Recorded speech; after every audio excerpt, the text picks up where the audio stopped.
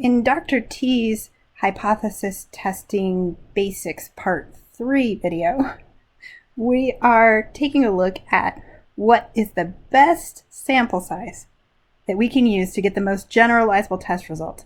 And in the second hypothesis testing video, we were working with some survey of 1,011 adults in the United States, and we knew that 293 said they support bail reform in their state, and we figured out p-hat, right? And p-hat, that's the probability of success in a single trial experiment.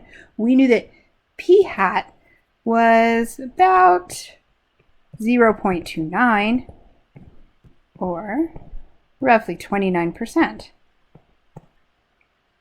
Awesome. So next, to figure out, what sample size we need in order to say that, our results are generalizable to the entire population, we need to create a confidence interval. So knowing what we know about normal distributions, now we've done confidence intervals before, and this really isn't different. Knowing what we know about normal distributions, and obviously our sample size here is large enough to assume that this will fall somewhere under a normal distribution. Here's the formula. We'll just plug p-hat in. So it's p-hat minus our standard error. We'll have p here because it's going to be representing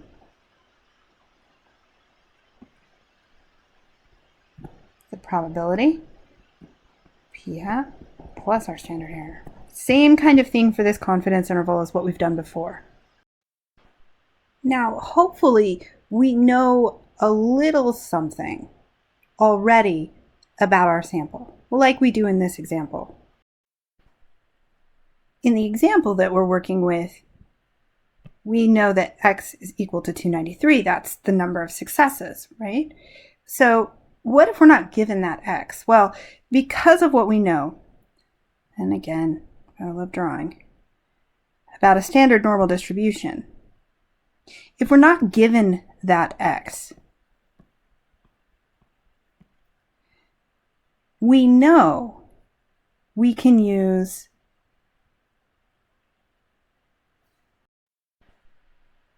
five,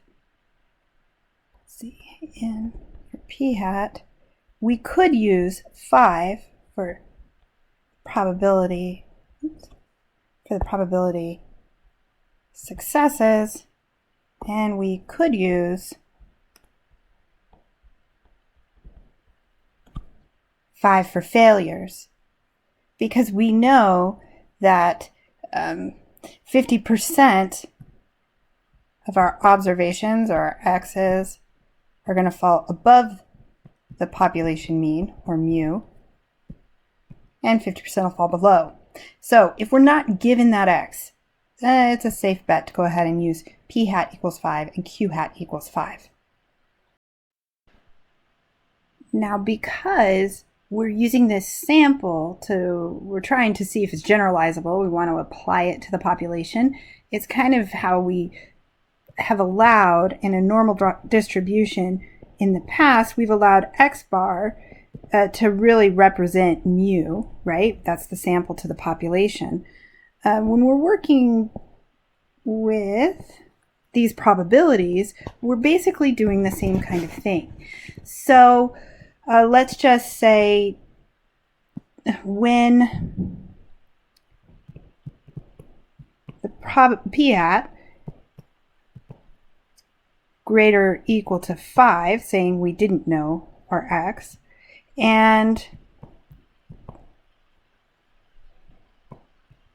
q-hat is greater or equal to 5, greater than or equal to 5, then the sampling distribution for p-hat is approximately normal, and our mean, so our population mean, mu, for p-hat, can equal p. Our standard deviation, again, the formulas are pretty much the same as what we've been using, just we're plugging in very fancy letters that have accessories. So then we can have the standard deviation. I'm just going to do SD for that. The standard deviation, sigma, with a little p hat, is equal to the square root p times q divided by n. So sticking with the bail reform example, let's plug in what we know to build a 95% confidence interval for the proportion of adults in the United States who say they support bail reform in their state. All right, we know, what do we know? We know that p hat from our example is equal to 0.29. Those are the successes, right?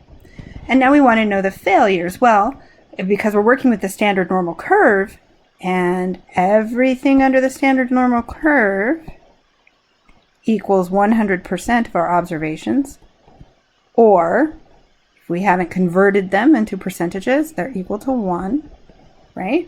All of the observations. Then to find q hat, what do? And you subtract that 0.29 of successes, and we get 0.71 for q hat. So using our sample size of n equals 1011, then we can see that n p hat is roughly 1011 times 0.29, there's our p hat,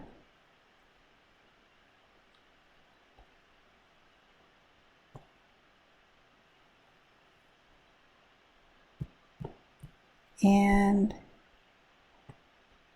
it's roughly, we know that's 293, and that's greater than 5. And the n for q hat is roughly our sample size times the 0.71, the failures that we saw. If we do that, we know that there's 718 of those.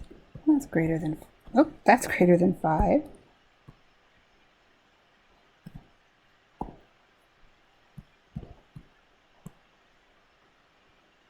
So I want to be able to say that I'm 95% confident. 95% confident. Yeah, that's okay. That what result I have in my sample is generalizable to the population. Well, since I'm using this 95% confident, remember we have those z critical values. Man, I love the normal distribution. So our z critical value, if I'm looking for something at 95%, our z critical value is equal to 1.96. Okay. So let's go ahead and grab that margin of error that we need for this confidence interval, right? It's just like we've already done before. We're just kind of using fancy letters, doing a little bit different. So our standard error is equal to our z critical value times the square root of p hat q hat divided by the sample size. I'm going to go ahead and plug in what we know. And so roughly 1.96, that is our Z critical value.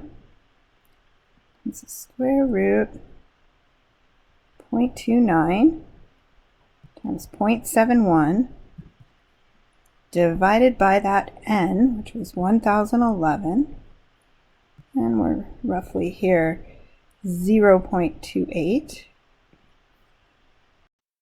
and we're creating this, confidence interval.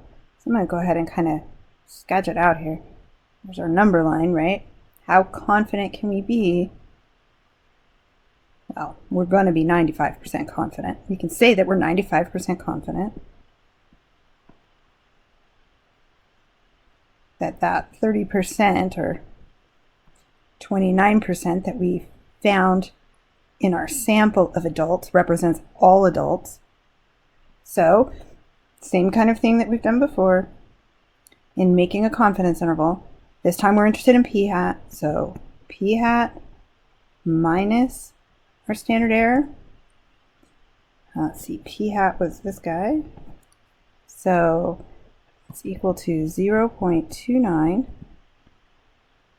And our standard error, I think I may have missed a 0 here. It's 0.028.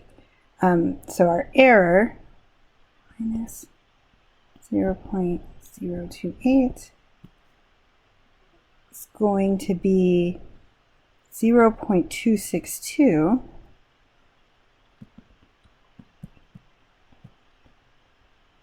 So this will be our left endpoint. And then we add to get that right endpoint. So p hat plus error equals 0.29 plus 0.028. Let's see, that equals 0.318. Cool. All right, I'm going to plug my left endpoint, 0.262. Well, let's just say it's somewhere here. And my right, 0.318.